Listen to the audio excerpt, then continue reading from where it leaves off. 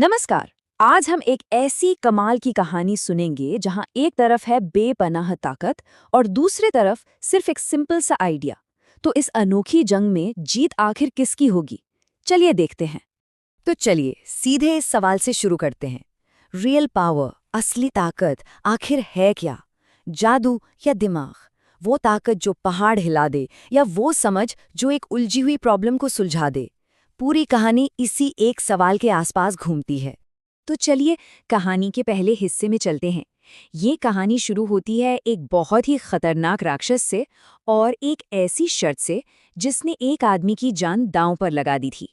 अब देखिए, ये कोई आम राक्षस नहीं था, ये था एक ब्रह्म राक्षस। मतलब एक ऐसा ज्ञानी पंडित जो मरने के बाद अपने ज्ञान के घमंड की वजह से राक्षस बन गया। तो सोच के देखिए, उसके पास न सिर्फ अनलिमिटेड पावर थी बल्कि एक तेज दिमाग भी था, और ये कॉम्बिनेशन उसे और भी ज्यादा डेंजरस बनाता था। तो हुआ ये कि एक लालची जमींदार ने ना मंत्रों के जोर पर इसे काबू में कर लिया। लेकिन ब्रह्म राक्षस ने एक बड़ी सिंपल सी शर्त रखी। उसने कहा, मुझे हमेशा काम में लगाए रखना। जिस सेकंड मेरे पास कोई काम नहीं होगा, मैं तुम्हें खा जाऊंगा। जमींदार को लगा, अरे ये कौन सी बड़ी बात है, लेकिन उसे बिल्कुल अंदाजा नहीं था कि उसने किस आफत को घर बुला लिया है। अब शुरू होता है उस ब्रह्म राक्षस की अनबिलीवेबल पावर का असली शो। तो जमींदार ने एक के बाद एक इम्पॉसिबल काम देने शुरू किए। एक रात में एक आलीशान महल बनाओ, फट से बन गया। मीलों लंबी नहर खोदो, वो भी पलक झपकते ही हो गया। ये पहाड़ रास्ते से हटाओ, और देखते ही देखते जमीन बिल्कुल फ्लैट। राक्षस हर काम सेकंड्स में करके वापस आ जाता और चिल्लाता, और काम दो। और फिर वो टाइम आ ही गया जिसका जमींदार को डर था। उसके पास देने के लिए एक भी काम नहीं बचा था। जीरो, बिल्कुल जीरो। अब मौत उसके सामने खड़ी थी, उस राक्षस के रूप में। जब सारी ताकत, सारा पैसा, सारे प्लान्स फेल हो गए, तब कहानी में आता है एक ऐसा ट्विस्ट जो सब कुछ बदल देता है। अब बाजी ताकत की नहीं, दिमाग की थी। जमींदार बेचारा डर से कांप रहा था।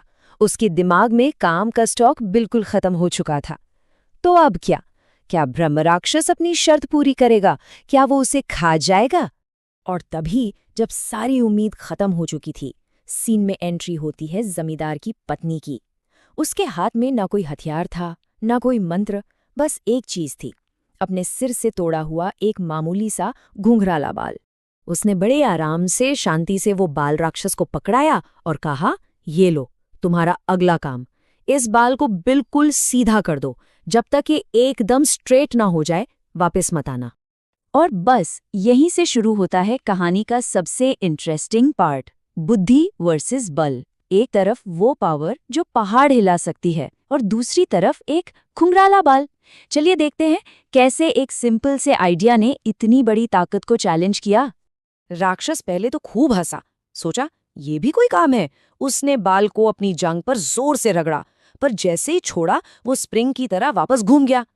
फिर उसने एक भारी पत्थर के नीचे दबा दिया, लेकिन पत्थर हटाते ही वो फिर से घुंघराला हो गया। तेल लगाकर बेलने की कोशिश की, कोई असर नहीं। आखिर में उसने गुस्से में सोचा, इसे गर्मी से सीधा करता हूं, और जैसे ही आग के पास ले गया, वो बाल जलकर राख हो गया। तो यहाँ पे असली गेम समझिए। एक तरफ था ब्रह्म राक्षस जिसके पास थी मैजिकल पावर, और दूसरी तरफ थी पत्नी जिसके पास था सिंपल कॉमन सेंस।